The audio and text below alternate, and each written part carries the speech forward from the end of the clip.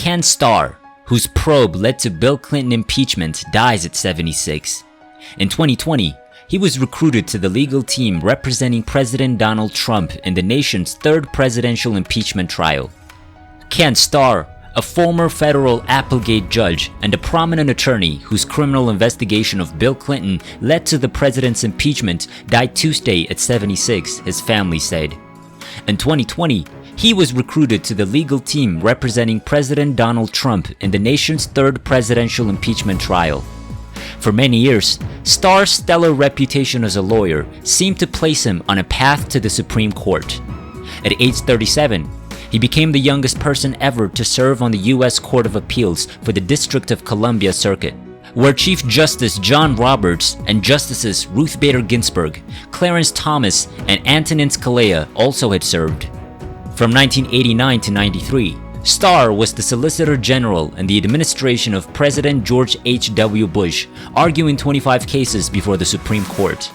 Despite his impressive legal credentials, nothing could have prepared him for the task of investigating a sitting president. In a probe that lasted 5 years, Starr looked into the fraudulent real estate deals involving a longtime Clinton associate, delved into the removal of documents from the office of Deputy White House Counsel Vincent Foster after his suicide, and assembled evidence of Clinton's sexual encounters with Monica Lewinsky, a former White House intern. Each of the controversies held the potential to do serious, perhaps fatal damage to Clinton's presidency. As Clinton's legal problems worsened, the White House pilloried Starr as a right-wing fanatic doing the bidding of the Republicans bent on destroying the president. The assaults took a toll on the investigation, Starr told the Senate committee in 1999. A duly authorized federal law enforcement investigation came to be characterized as yet another political game. Law became politics by other means. In a bitter finish to his investigation of the Lewinsky affair that engendered still more criticism, Starr filed a report, as the law required, with the U.S. House of Representatives.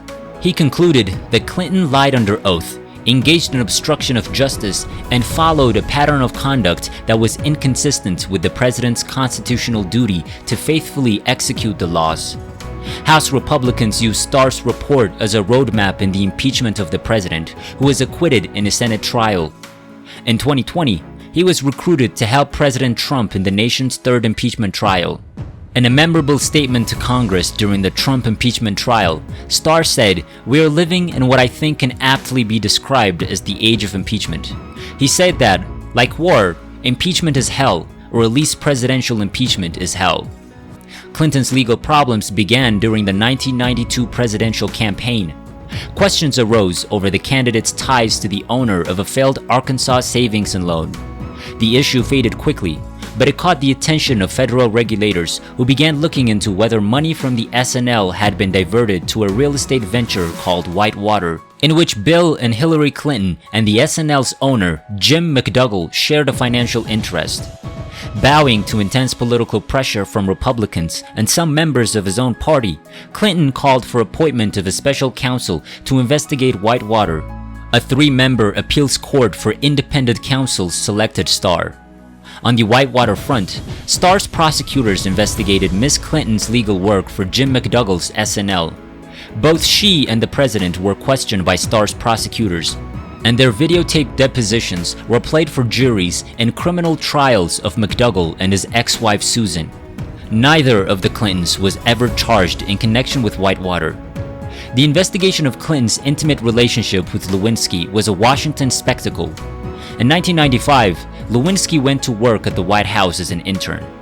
During the government shutdown late that year, she and Clinton had a sexual encounter in a hallway near the Oval Office, the first of 10 sexual encounters over the next year and a half.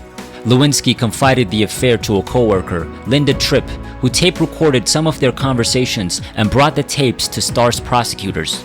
Lewinsky was granted immunity from prosecution and became Starr's chief witness against the president, who had denied having sexual relations with Lewinsky. Putting the investigation behind him, Starr embarked on a career in academia, first as dean of the law school at Pepperdine University, where he taught constitutional issues and civil procedures, then as president of Baylor University in his hometown of Texas. He also became an author, writing First Among Equals, The Supreme Court in American Life. Born in Vernon and raised in San Antonio, Starr earned his BA from George Washington University in 1968, his MA from Brown University in 1969, and his JD degree from Duke University Law School in 1973. He was a law clerk to Chief Justice Warren E. Burger from 1975 to 1977. As a young attorney at the law firm of Gibson, Dunn and Crutcher in Los Angeles, Starr worked with William French Smith, who became Attorney General in the administration of President Ronald Reagan. Starr became counselor to Smith, and from there was nominated by Reagan to the Federal Appeals Court. Ken Starr, former Baylor president and Clinton investigator, last words before he died. "It's very beautiful over there. I don't know where there is, but I believe it's somewhere, and I hope it's beautiful."